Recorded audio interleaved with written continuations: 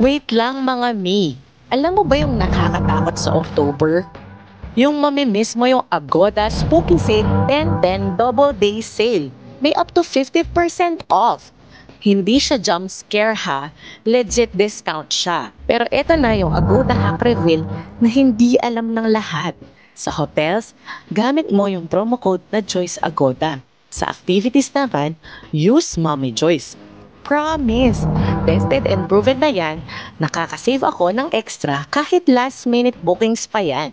Nag-add to cart na ako yung stay ko for my next trip kasi 15% off is still savings. So ayan mga mi ha, before ka matulog or mag-scroll ulit, open mo na yung Agoda app mo, then search mo na yung dream destination mo, and then use my codes, Joyce Agoda for hotels, and Mommy Joyce for activities. From October 9 to October 15 lang to ha.